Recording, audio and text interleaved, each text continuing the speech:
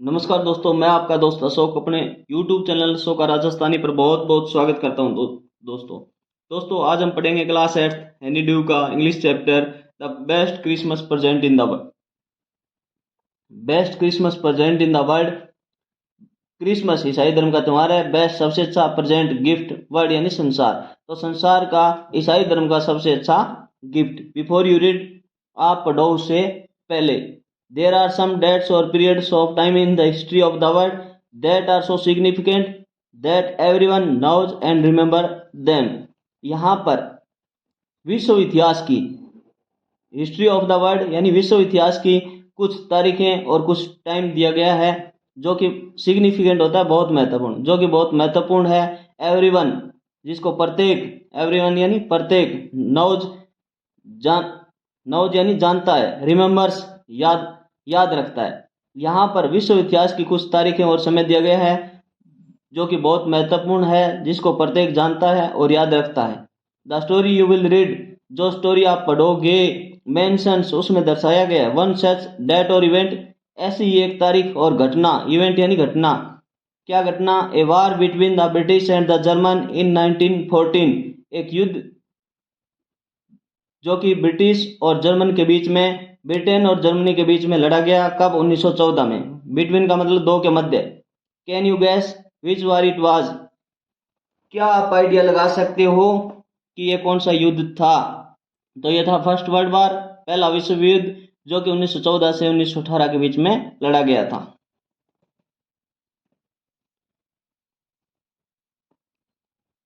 I spotted it in A junk shop in Bridport A role top dash. लेखक कहता है आई, यहाँ पर लेखक खुद के लिए इस्तेमाल करता है। आई यानी मैंने, स्पॉटेड देखा, क्या देखा? रोल टॉप डेस्क देखी, एक ऐसी मेज, डेस्क यानी मेज, जो कि ऊपर से रोल की जा सके, गोल की जा सके। वो कहाँ पर थी? ब्रिडपोर्ट शहर का नाम है और जंक शॉप दुकान का नाम है। तो लेखक कहता है कि मैंने ब्रिडपोर्ट के अंदर जंक शॉप में एक रोल टॉप डेस्क देखी। ये इंपॉर्टेंट है, रोल टॉप डेस्क याद रखना। The man said it was early 19th century and oak. व्यक्ति ने कहा, यानी शॉपकीपर ने कहा कि ये प्रारंभिक 19वीं शताब्दी की है और ओक से बनी है। सेंचुरी शताब्दी, 19th 19वीं, अर्ली यानी प्रारंभिक। आई हैड वांटेड वन, और मेरे को यह पहले से चाहिए थी। वांट यानी चाहना, वांटेड चाहिए थी। But they were far too expensive, परंतु वो बहुत ज्यादा महंगी थी। एक्सपेंसिव यानी महंगी। This one was in bad condition, और ये बुरी दशा में थी।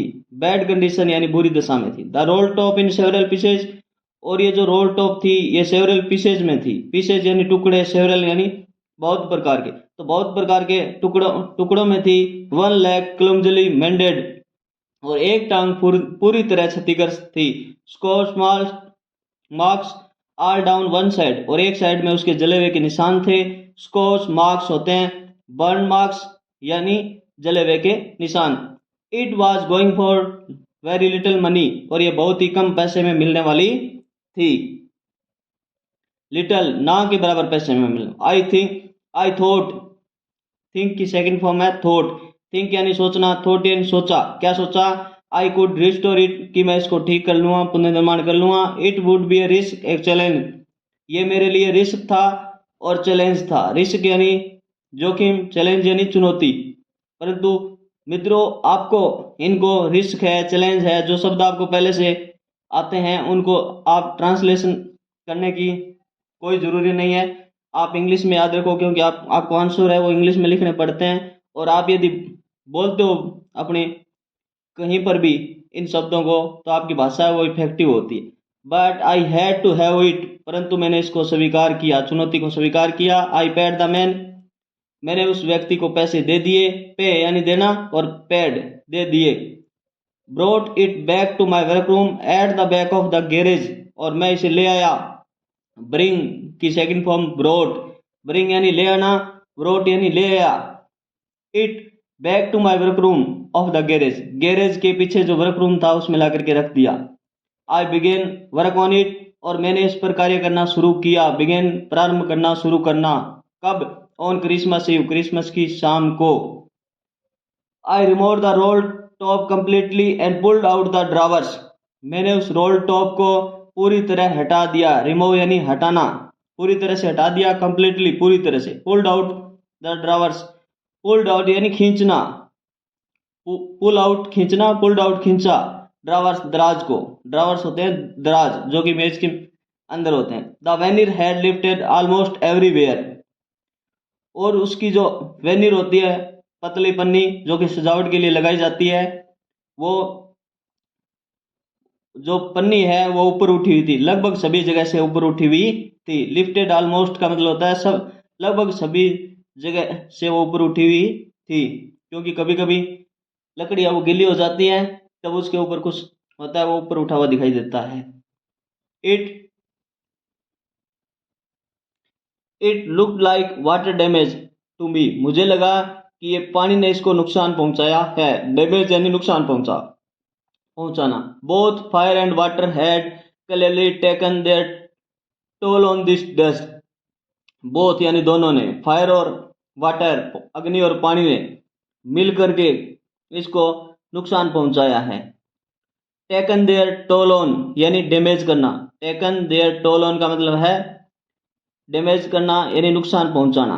The last drawer was stuck fast, जो उसकी अंतिम जो दराज थी वो पूरी तरह फंसी हुई थी, स्टक फास्ट पूरी तरह फंसी हुई थी।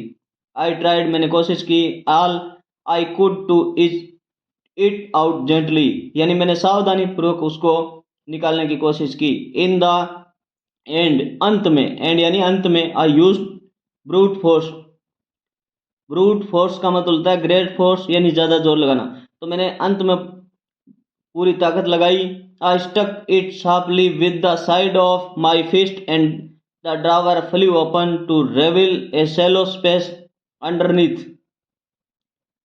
तो लास्ट में मैंने क्या किया, इसको एक साइड, मुट्ठी की एक साइड से इसको जोर से धक्का लगाया, और ड्रावर है दराज है वो खुल गई। एंड इसके नीचे क्या था, एक शैलो स्पेस, एक गहरा स्पेस था, अंडरनीथ उसके नीचे एक गहरा स्पेस था, खाली जगह थी, एक सीक्रेट ड्रावर, उसमें था एक सीक्रेट ड्रावर, सीक्रेट होता है गुप्त, ड्रावर यानी दराज, उसके दराज के अंदर एक दराज और थी। There was something in there, वहां पर कुछ था। आई रीच्ड इन, मैं वहां पहुंचा, and took out A small black tin box, और मुझे क्या मिला उस दराज के अंदर, एक स्मॉल ब्लैक टिन बॉक्स मिला। ये भी मोस्ट इंपॉर्टेंट आपको याद रखना है कि जो सीक्रेट ड्रावर था उसमें क्या था, तो स्मॉल ब्लैक टिन बॉक्स, ये मोस्ट इंपॉर्टेंट याद रखना आपको। Sellotape to the top of it was a piece of lined note paper and written on it in shaky handwriting। Sellotape के द्वारा, ये जो स्मॉल टिन बॉक्स मिला इसके ऊपर सेलो टैप के द्वारा, टैप के द्वारा क्या लगाया हुआ था, एक लाइन नोट पेपर लगाया हुआ था, जो लाइनदार पेज होता है वो चिपकाया हुआ था उसके ऊपर, टॉप यानी उसके ऊपर, टॉप यानी ऊपर, एक पीस यानी टुकड़ा, तो लाइनदार जो पेज है उसका एक टुकड़ा चिपकाया हुआ था, उसके ऊपर लिखा हुआ था, रिटन यानी लिखा हुआ था क्या, सेकी हैंड राइटिंग में लिखा हुआ था, यानी कम कमाती हुई handwriting. Jim's last letter, उस पर लिखा था ये कि जिम का लास्ट लेटर है, रिसीव्ड प्राप्त हुआ, जनवरी 25 1915, ये जनवरी 25 1915 को प्राप्त हुआ है। To be buried with me, और इसको मेरे साथ ही दफना देना, ऐसा लिखा था। व्हेन द टाइम कम्स, यानी जब समय आए, कम्स यानी आना। आई न्यू, जैसे कि मैं जानता था, as I did it, that I it was wrong of me to open the box, कि मेरे लिए ये बॉक्स को ओपन करना गलत था, रॉन्ग यानी गलत। बट परंतु क्यूरियोसिटी, जो अंदर उत्सुकता है वो, गोट the better of my couples, यानी मेरे अंदर जो उत्सुकता थी वो ज्यादा हावी हो गई। सकपल्स का मतलब होता है feeling that make you hesitate to do something wrong, यदि आप कुछ गलत कर रहे होते हो तो एक बार आपको रोकने की कोशिश करते हैं, कोशिश, तो वो उस पर क्यूरियोसिटी है उस पर हावी हो गई। और इट यूजुअली डज, जैसे कि प्रत्येक के साथ होता है। यहाँ पर कहने का मतलब ये है कि ये जो गुप्त उसका जो स्मॉल टिन बॉक्स था उसके अंदर जो लेटर निकला था उसको उसे नहीं खोलना था। ये काम गलत था, परंतु फिर भी उसने ऐसा किया। किसके कारण? क्यूरियोसिटी, उत्सुकता के कारण। इनसाइड द बॉक्स, बॉक्स के अंदर there was an envelope, box के अंदर क्या था? एक एनवलप था। एनवलप होता है लिफाफा जिसके अंदर लेटर डाला जाता है। द एड्रेस रीड, उसके ऊपर एड्रेस लिखा था, पता लिखा था क्या? Mrs Jim McPherson, Tolo, Copper Beach, Bridport, Dorset. ये कोई स्थान का नाम है, ये एड्रेस लिखा हुआ था। Mrs Jim Macpherson, 12 copper Beach, Bridport, Dorset. ये एड्रेस भी आपको याद रखना है। आई आई टुक आउट द लेटर, मैंने उस लेटर को लिया, एंड अनफोल्ड इट, और इसको अनफोल्ड किया यानी खोला। It was written in pencil, इस पर पेंसिल से लिखा हुआ था। एंड डेटेड द टॉप, और उसके ऊपर डेट भी लिखी थी। क्या? दिसंबर 26 1914, दिसंबर 26 1914। ओके, थैंक यू दोस्तों। आगे का पार्ट दूसरे वीडियो में पढ़ेंगे।